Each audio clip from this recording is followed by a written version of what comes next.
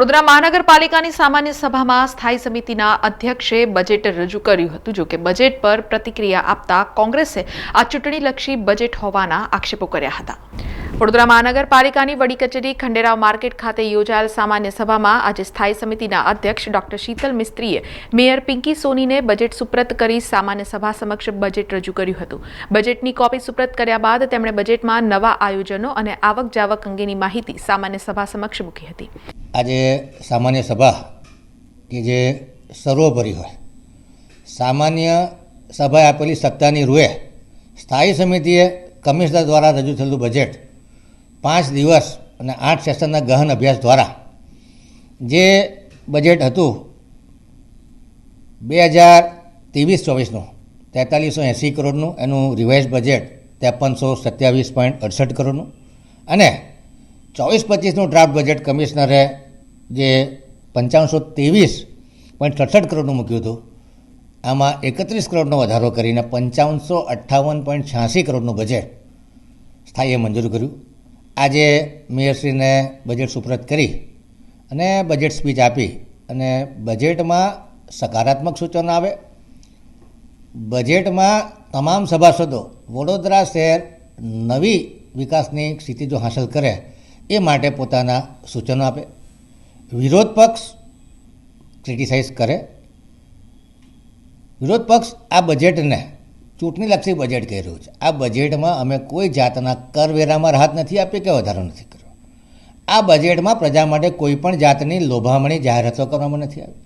આ બજેટમાં વડોદરાનો સર્વાંગી વિકાસ થાય, વડોદરા શહેર સાચા અર્થમાં ક્લીન સિટી બને, ગ્રીન સિટી બને, સસ્ટેનેબલ સિટી બને, સ્માર્ટ સિટી બને અને રેઝિલિયન્ટ સિટી બને, એ દિશામાં સુશાસન તરફ વડોદરા જાય, એ દિશામાં વડોદરા કોર્પોરેશન કામ કરવા જઈ રહ્યું છે. ત્યારે વિપક્ષનો આક્ષેપ કે ચૂંટણીલક્ષી બજેટ છે સદંતર ખોટું છે. એક તરફ આક્ષેપ કરે છે કે આગામી 40 વર્ષના આયોજન લીધા છે અને બીજી તરફ કહે છે ચૂંટણીલક્ષી બજેટ છે. આ આયોજનો જો આગામી 40 વર્ષના હોય તો ચૂંટણી દરમિયાન તો ચૂંટણી તો આવતા મહિના આવી જશે. એટલે ચૂંટણી પહેલાં કોઈ પણ લોભામણી જાહેરાત પ્રજા માટે કરવામાં નથી આવી. વડોદરા શહેરનો સર્વાંગી વિકાસ થાય, ઇન્ક્લુઝિવ ડેવલપમેન્ટ થાય, સર્વસમાવેશિક વિકાસ થાય, સમાનતા મળે તમામ લોકોને, તમામ નાગરિકોને સુવિધા મળે, તમામ નાગરિકોની અપેક્ષા આકાંક્ષાઓ પૂરી થાય અને વડોદરા શહેર સાચા અર્થમાં વિકાસના માર્ગે વળે. વડોદરાનું કલ્ચર હેરિટેજ, વડોદરા પાણીમાં સસ્ટેનેબલ થાય. In short, ethics, energy, effectiveness, economy અને ઇકોલોજી, એટલે પ્રકૃતિનું રક્ષણ થાય, નેટ ઝીરો થાય, કાર્બન એમિશન ઘટે, રિન્યુએબલ એનર્જીનો ઉપયોગ વધે, ટેકનોલોજીનો ઉપયોગ વધે અને શ્રીમંત સયાજીરાવ ગાયકવાડની વડોદરા નગરીનો ઐતિહાસિક વારસો પણ સચવાઈ રહે. એ પ્રમાણેનું વડોદરા શહેરે જોયું છે છેલ્લા 2-3 મહિનામાં જે રીતનું વડોદરામાં બ્યુટિફિકેશન થઈ રહ્યું છે, સર્કલો ડેવલપ થઈ રહ્યા છે, એન્ટ્રી પોઈન્ટો ડેવલપ થઈ રહ્યા છે, જે પ્રમાણે રોડ રસ્તા નવા બની રહ્યા છે, નવાના તળાવના નવીનીકરણ થઈ ગયા છે, નવીન ઓવરબ્રિજો બનવા જઈ રહ્યા છે, ત્યારે વડોદરાની જનતા સાચા અર્થમાં વડોદરાનો વિકાસ જોશે. એટલે વિરોધ પક્ષ વિરોધ કરે, સ્વાભાવિક છે, પરંતુ અમે સકારાત્મક અભિગમ રાખી અને વડોદરા નવી ઊંચાઈઓ હાંસલ કરે. આઝાદીના અમૃત મહોત્સવમાં તમામ નાગરિકો માટે વડોદરા વધુ લોએબલ બને, તમામને રોજગારની તકો મળે, એ દિશામાં વડોદરા શહેર કામ કરવા જઈ રહ્યું છે. નોંધનીય છે કે બજેટ સુપ્રત થાય તે પહેલા બજેટમાં 454 સુધારાની દરખાસ્તો ચડાવવામાં આવી હતી. સ્થાયી સમિતિના ચેરમેન ડોક્ટર શીતલ મિસ્ત્રીએ સામાન્ય સભામાં જણાવ્યું હતું કે સને 2023-24નું રિવાઇઝડ બજેટ ₹5327.68 કરોડ તથા સને 2024-25નું ₹5558.86 કરોડનું ડ્રાફ્ટ બજેટ છે. આ કરદર વિનાનું બજેટ છે જે સાચા અર્થમાં જનતાનો અવાજ બનશે. જે બાદ ભાજપના કોર્પોરેટરોએ બજેટને લઈને પોતાની વાત મૂકી અભિનંદન પાઠવ્યા હતા. તો બજેટ પર પ્રતિક્રિયા આપતા પાલિકાના કોંગ્રેસ પક્ષના નેતા અમીર રાવતે લોકોને ગેરમાર્ગે દોરતું આ બજેટ છે અને ચૂંટણીલક્ષી બજેટ હોવાના આક્ષેપો કર્યા હતા.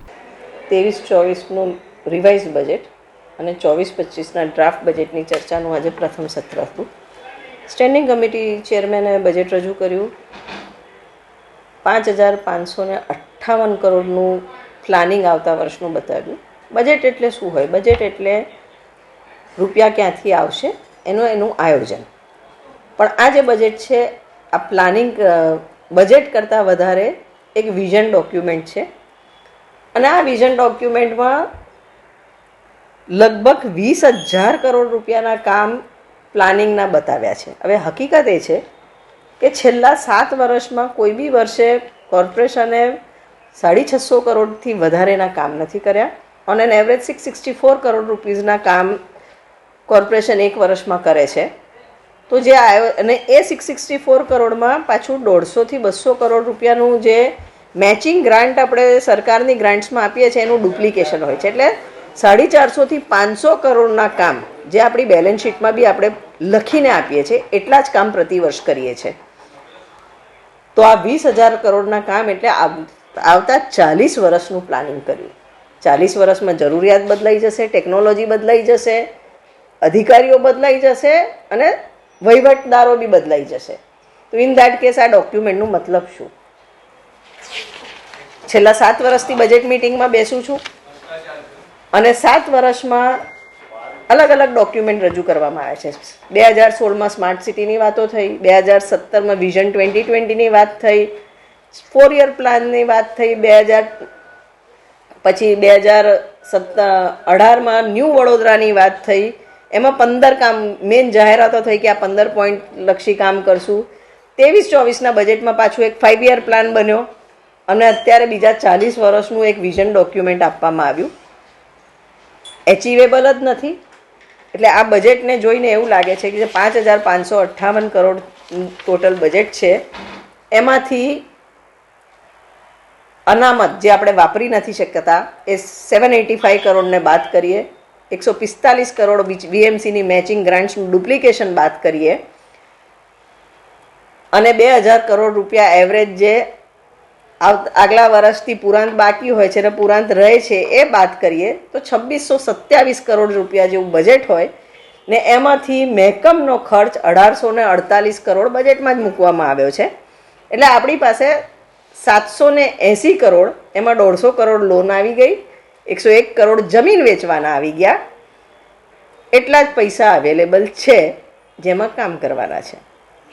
બજેટના ફ્લોર પર અમે તમામ સભાસદોને રિક્વેસ્ટ કરી છે કે આ 20,000 કરોડના સપના બતાવવાના. ચૂંટણીના વર્ષમાં નાગરિકોને તમામ વસ્તુ એડ્રેસ થઈ ગઈ છે એવું ગાજર લટકાવ્યું છે, પણ હકીકતમાં જે કામ કરવાનો છે એને પ્રાયોરિટી કરીને કયા 700 કરોડના કામ કરવાના છે એ નક્કી કરીને ઊભા થાય. કોંગ્રેસ પક્ષે લગભગ 450 દરખાસ્ત ચડાવી છે. ખૂબ અગત્યના મહત્ત્વના સૂચનો છે જે શહેરના હિતમાં છે એ બી કન્સિડર કરવા રિક્વેસ્ટ કરી છે. 3 દિવસ બજેટની ચર્ચા ચાલશે. અંતે એ લોકો કેટલી દરખાસ્ત માન્ય રાખે છે કે બહુમતીના જોરે અમારા તમામ સજેશન્સ ફગાવી ને એમનું ધાર્યું કરશે એ નક્કી નથી. પણ હાલ જે બજેટમાં વાયદા છે એ વાયદા જ રહેવાના છે. જેમ રિવરફ્રન્ટ બન્યું, જેમ સ્માર્ટ સિટી બન્યું, જેમ વડોદરા શાંઘાઈ બની ગયું, વડોદરા સિંગાપોર બની ગયું, આ ફરી એક નવું સપનું બતાવ્યું છે જે એચિવેબલ નથી. તો પાલિકાના પૂર્વ વિપક્ષ નેતા ચંદ્રકાંત શ્રીવાસ્તવે બજેટને ખોટું અને બોગસ હોવાનું સભાના ફ્લોર પરથી કહ્યું હતું. બજેટની સભાની શરૂઆત થતાની સાથે જ પાલિકાના કોંગ્રેસ પક્ષના સિનિયર કોર્પોરેટર પુષ્પાબેન વાઘેલાએ આ ટર્મમાં તેમને આપવામાં આવેલા ટેબ્લેટ અને ગત ટર્મમાં આપવામાં આવેલ ટેબ્લેટને પાલિકામાં જમા કરાવ્યું હતું. એક ટેબ્લેટ પહેલાં આપ્યું હતું ગયા બોર્ડમાં, એ 4Gના જમાનામાં 3Gનું આપેલું, એ એવું ને એવું પડી રહેલું, એનો વપરાશ જ નહોતો થયો. હમણાં બીજું ટેબ્લેટ આપ્યું, લગભગ 5-6 મહિના થવા આવ્યા. વાત એવી હતી કે ભાઈ પેપરલેસ થશે ટેબ્લેટ આપવાથી. અમને એવું હતું કે ભાઈ આ જે રોજે રોજ એટલું છાપકામ ચાલે છે કોર્પોરેશનમાં, પટાવાળાઓ બિચારા 220 કિલોમીટર વડોદરા શહેરનો વિસ્તાર છે, એમાં જ્યાં જે કોર્પોરેટર રહેતા હોય ત્યાં 12 લીટર પેટ્રોલમાં બિચારા ઘણીવાર ઘરનું પેટ્રોલ પણ પુરાઈને એમની ટપાલ આપવા જતા હોય. અમુક કાગળો ટપાલમાં આવતા હોય છે, બરાબર. તો જ્યારે જે વાત સાથે અમે સહમતિ બતાવેલી કે સારું પેપરલેસ હશે તો સુવિધા રહેશે, પણ એનો કોઈ અમને અહીંયા ટેબ્લેટ આપ્યા પછી ભાવ પ્રગટ થતો હોય કે એનું 50% પણ એનો અમલ થતો હોય એવું લાગ્યું નહીં. અને એટલે મેં મારી સ્વેચ્છાથી મારા મનથી એવું કીધું કે જે વસ્તુ વપરાતી ના હોય, જે વસ્તુનો કોઈ ઉપયોગ જ ના હોય, એ વસ્તુ આપણે ઘરમાં રાખી મૂકીને કોઈ કામનું નથી. અને એટલે જ મેં મારી સ્વેચ્છાથી આજે મારા મનની વાત સાંભળીને ટેબ્લેટ પાછું આપી દીધું છે. સમાચારોના સતત અપડેટ માટે TNN ન્યૂઝને YouTube પર સબસ્ક્રાઇબ કરી બેલ આઇકોન પ્રેસ કરો અને અમારી સાથે જોડાયેલા રહો Facebook, Instagram અને Twitter ઉપર.